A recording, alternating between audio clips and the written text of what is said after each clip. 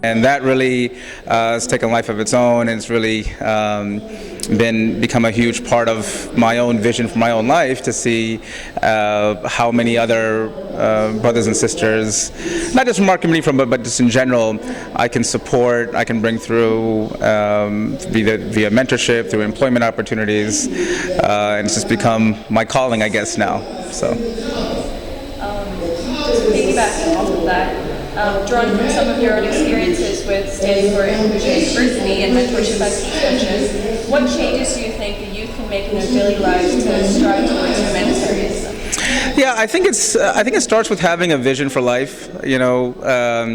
Of what you want to accomplish, where you see yourselves, and I think for me, what I always benefited from was having mentors, and a lot of times we talk about mentorship in a very professional, very narrow setting, but these individuals who I looked at and said, hey, I want to be like that person who's really supporting the community. I know, for example, Brother Jafar Naqvi is being honored today. He's one of those people that, for me, growing up, I saw as, wow, I want to be like him. I want to be able to serve, and so I think when we take mentors on and we take on in life, I think looking broader than maybe just for individuals who have isolated financial success or business success, but human beings who embody what we think we want to be. And I think that helps frame life.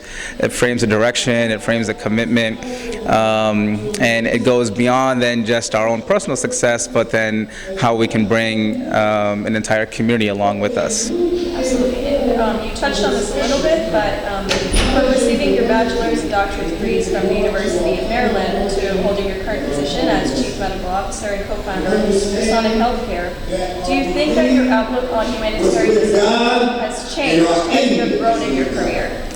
And do you think you give it more importance now than you did before, and why? Absolutely. I think as I've grown and kind of progressed in my professional career, especially in healthcare, along the way, there was one particular experience I had. I was the CEO of a children's hospital that was in the poorest zip code in America, in North Philadelphia. And that really was a significant eye-opening experience for me in realizing what, through my community service, but also through my professional career, what I wanted to do with my life and who I wanted to serve. And I think the more I progressed, I've also had a more bird's eye view of not just healthcare, but different communities, different populations, and saw that what fit me the most, what attracted me the most, were opportunities, or where I could serve a much more diversified and disenfranchised community.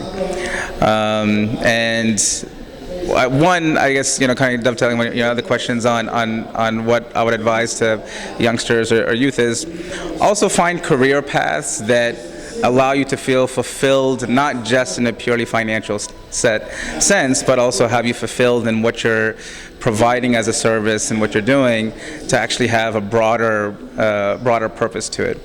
And I feel very blessed and fortunate to have that in my professional career as well, where the business and the organization that I'm leading also provides those kind of services to disenfranchised individuals. And I mentioned a couple of positions that you've held, and you hold advanced degrees as well. Do you think that your relationship with your faith has played a part in your success in your career? Absolutely. I mean, I think without that, I don't think I would have, I even had this vision for life of what I wanted to accomplish. At a very young age, having these mentors from the community, these community leaders, these giants, I like to consider them, even till today, really helped shape that vision, that it's not only about yourself and your family and your own four walls, but you have a broader community that we have to uplift and bring forward. And I think our faith is a huge aspect of why I am where I am today. And just one last question for you. I know you touched on this a little bit as well, but how has your commitment to humanitarianism and inclusion and diversity shaped your personal values and worldview?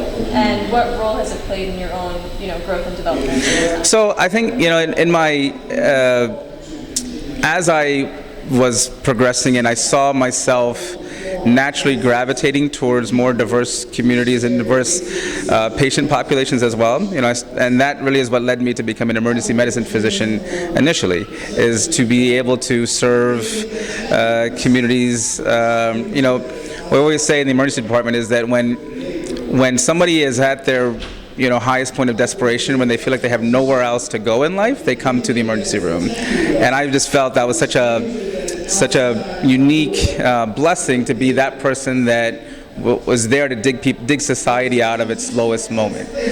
And as I progressed, I found that the urban communities and the inner city communities were where I also felt that I was able to provide the biggest need, fill the biggest void, and that I can't describe how much satisfaction and contentment I've gotten out of my own career, having served these diverse communities, diverse patient populations, and been able to also include our community along in that effort. So.